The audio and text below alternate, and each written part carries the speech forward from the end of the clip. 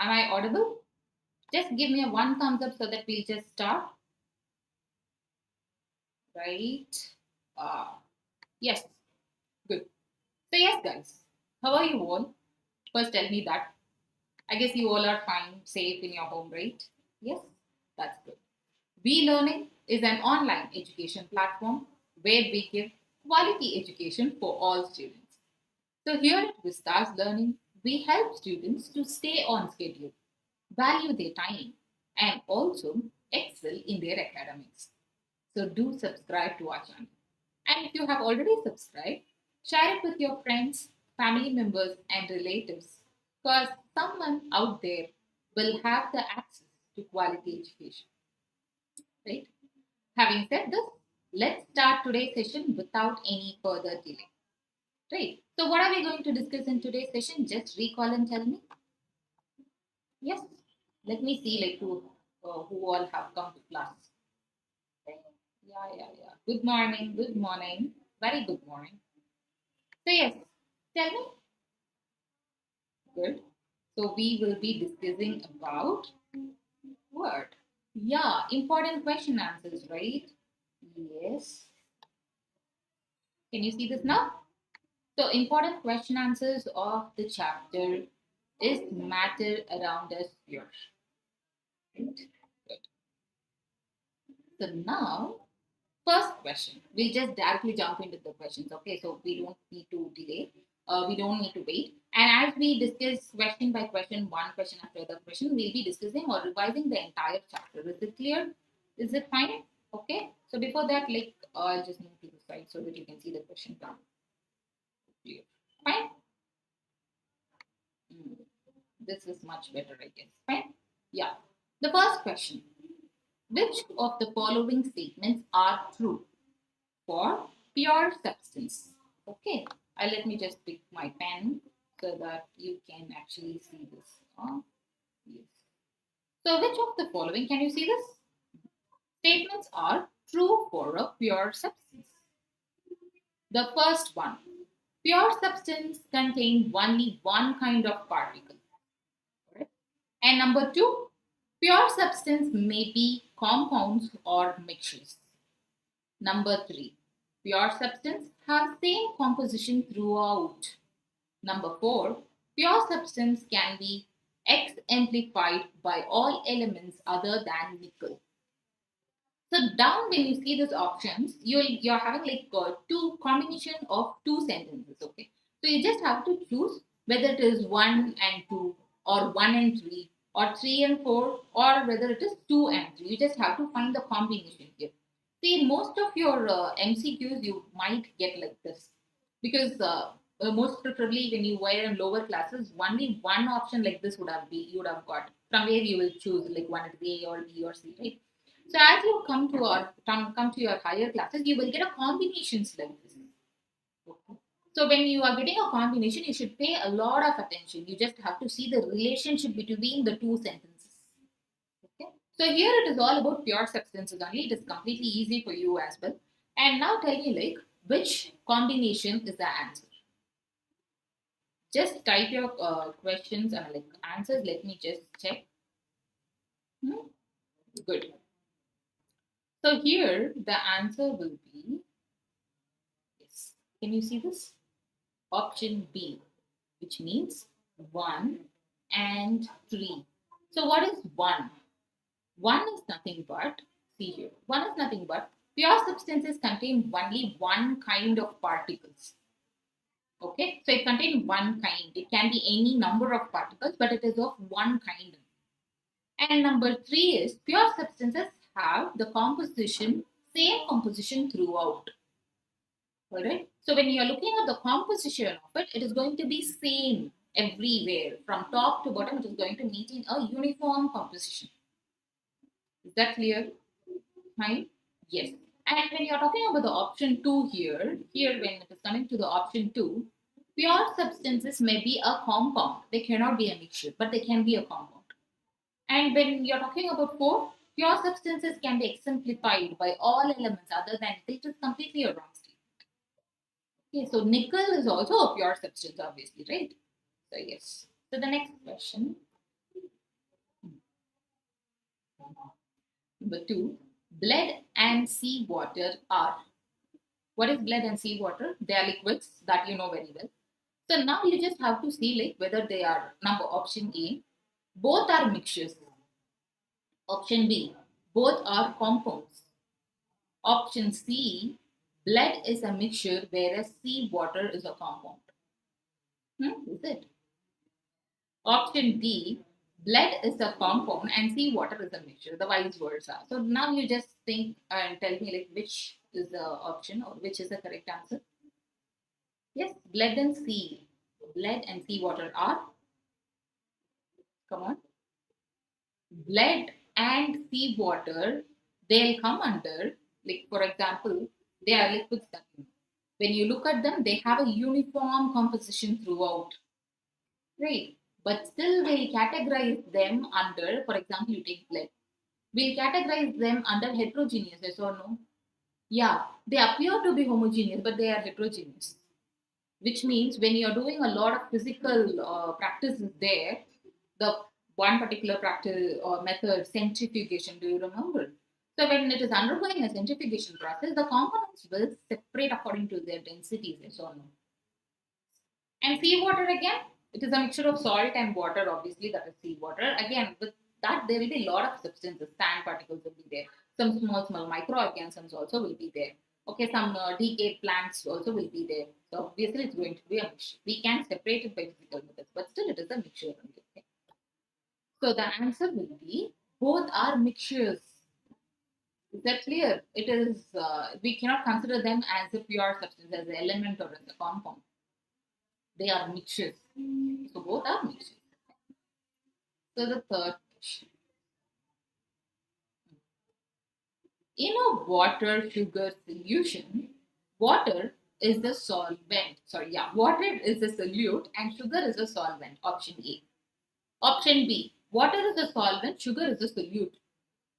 Option C. Water is the solute and water is also a solvent. Option D, none of these. I guess like this will be easy for you, right? Yeah, try. Let me see like who writes this. Finds the answer to this.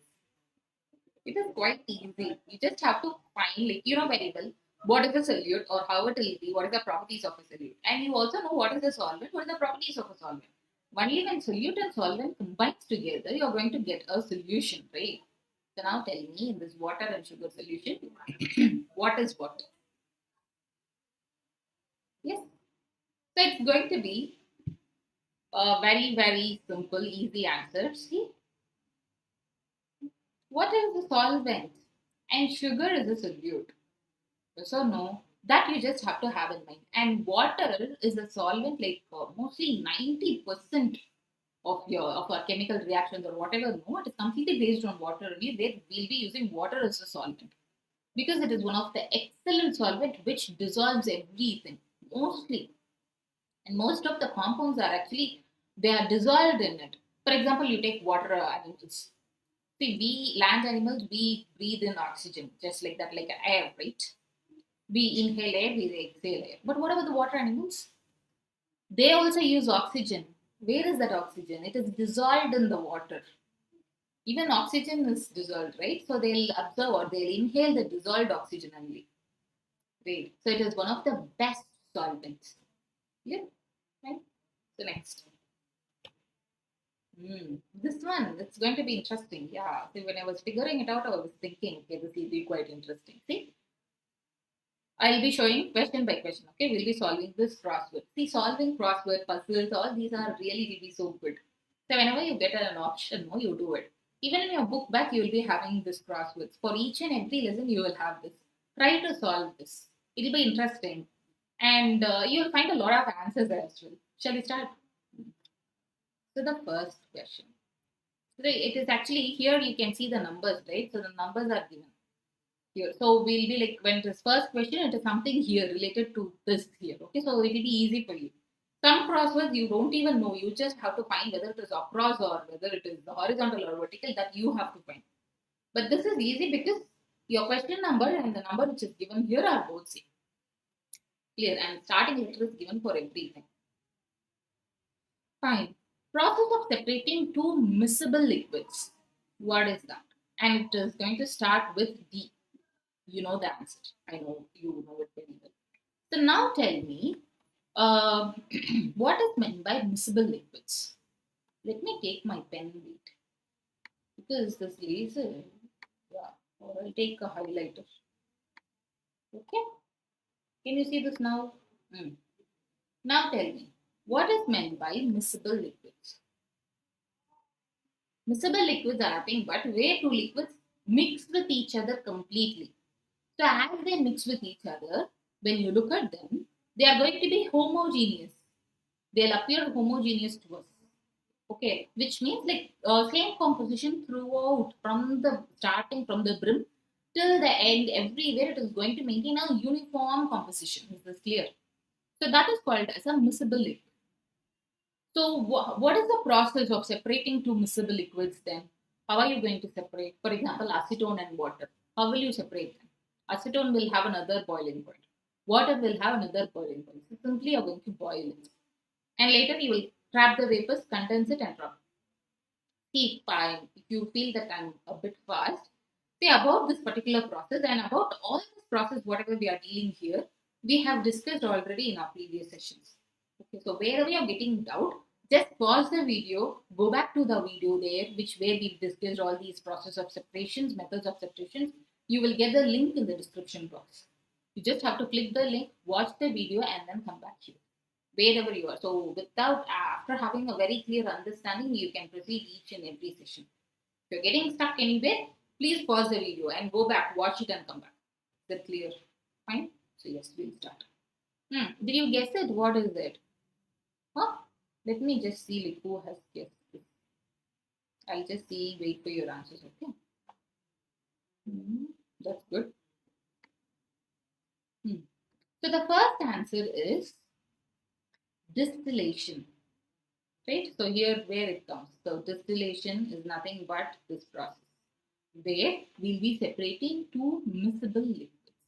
Is that clear? Yes, that's good. So the second question now. Okay, this is good. Fine. So next.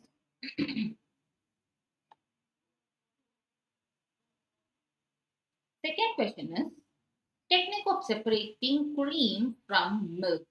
So how are you going to separate this cream and milk? Very simple. Milk is also a heterogeneous liquid, but it will appear to be homogeneous. So you just have to undergo a physical process. Okay, I've mentioned the physical process before. You just have to undergo that particular physical process of separation, and then we can very well separate the cream from the milk or the fat globules from the milk. And the fat, since it is oil compound, it will always settle on top as a buffer layer. So clear. So the process will be centrifugation. Right? So what is centrifugation? What will exactly happen, or how is the liquids getting separated? Based on their densities only. Okay. So it will undergo a principle called as sedimentation, which means like heavier particles will come and settle down at the bottom. So based on their different, or based on the differences in the densities of the compounds only, this centrifugation is happening, or this separation technique is working. Is this clear? Fine. Right? So the next question. Yes, third one.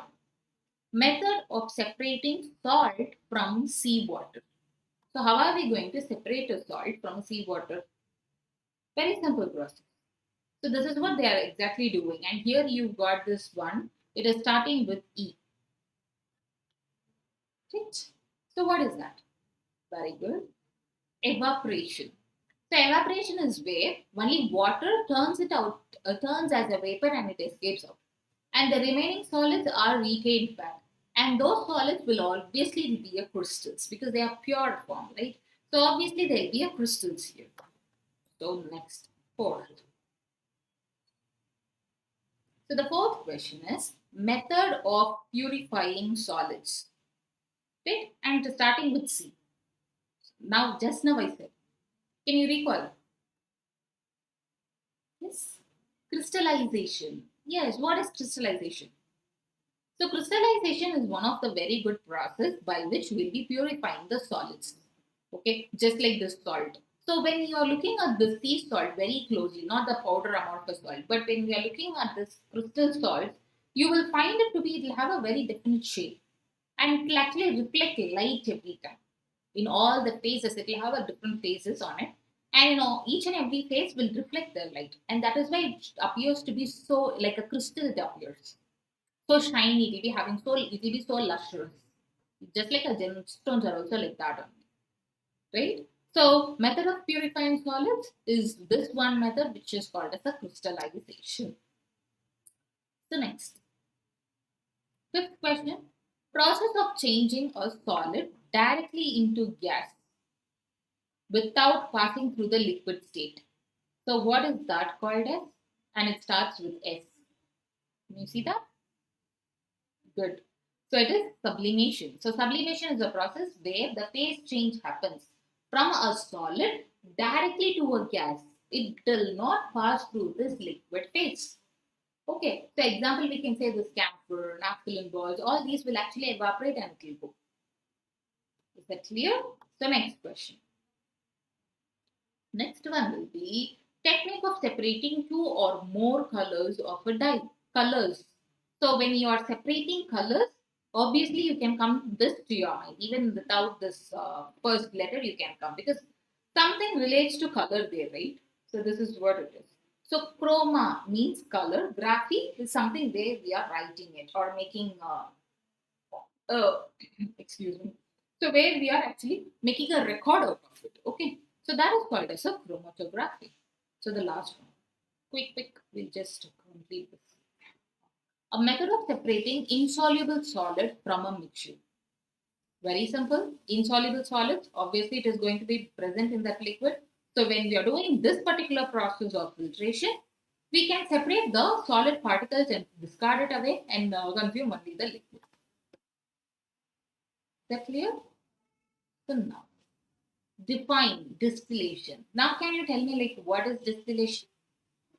So distillation, you know very well, it is a separation technique where we are separating two miscible liquids, which means like which are having the same densities, but they are having different boiling points. So with that difference in their boiling points, we can separate the liquids and collect them separately. Then clear. So here goes the definition for distillation. Just make a note of it. So distillation, the process involving the conversion of a liquid into vapor that is subsequently condensed back to liquid. Is that clear? So in distillation, we were discussing about two types. One was a simple distillation and the two was a fractional distillation. So there is a very mild difference between simple distillation and a fractional distillation, So fractional distillation is where a fractionating column itself is being built in. So why do we use the fractional distillation? When the liquid's boiling point is very, very close to one another. Okay. So when there is a drastic difference like acetone and water, obviously we can go for a simple distillation. But when it is having very like diesel and petrol, gasoline, so those substances will have a very minute difference in their boiling point.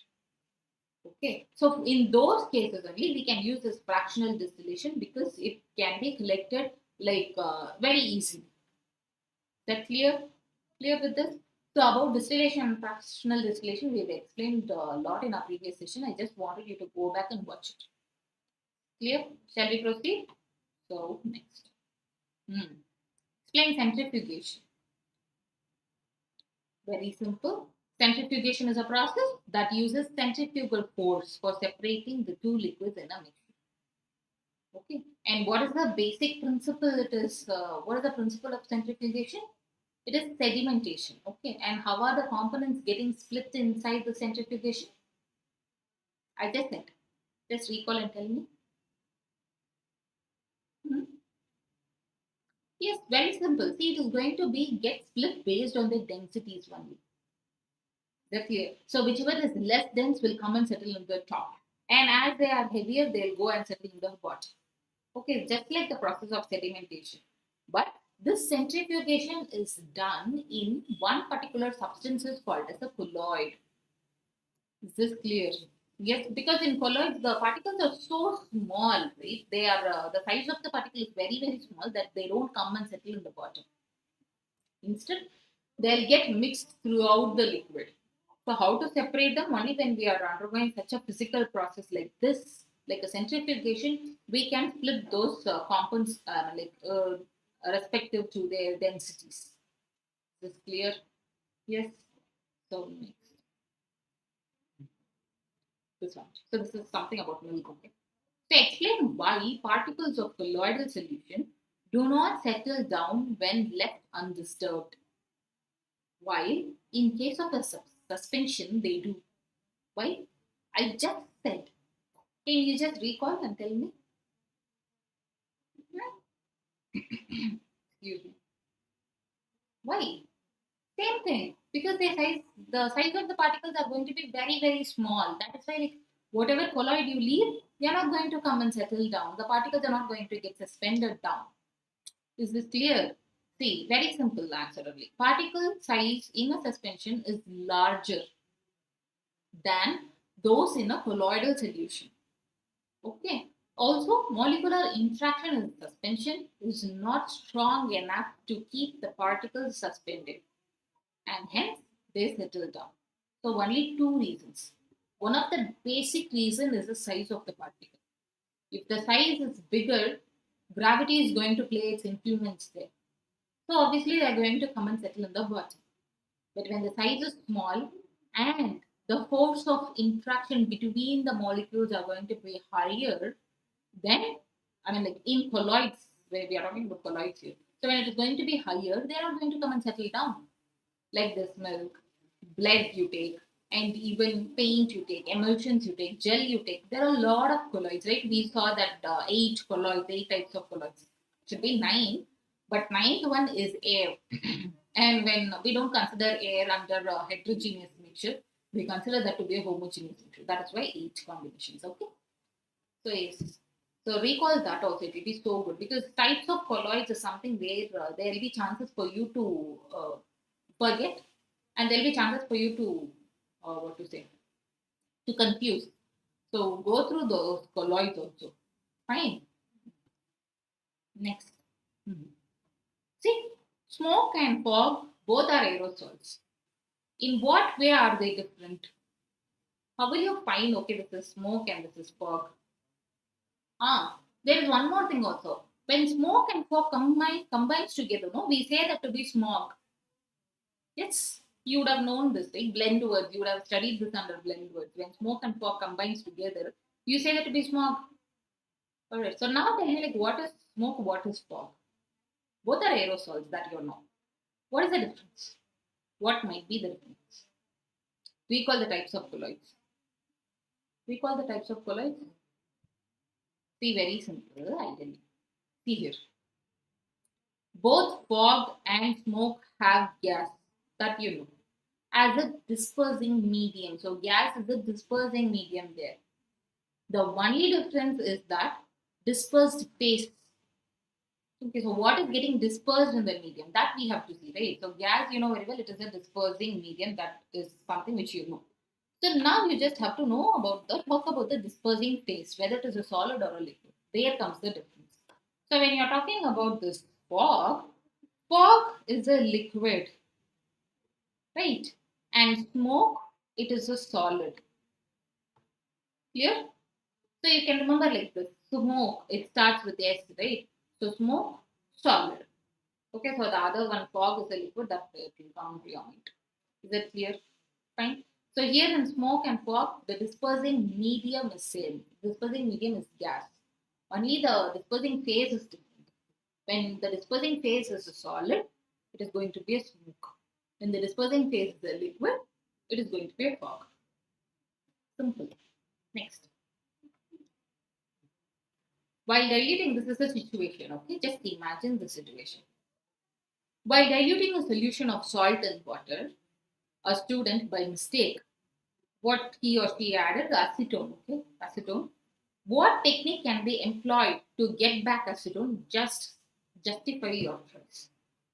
She has to add salt only, okay? Very simple. So she's just using a beaker, just like this, okay?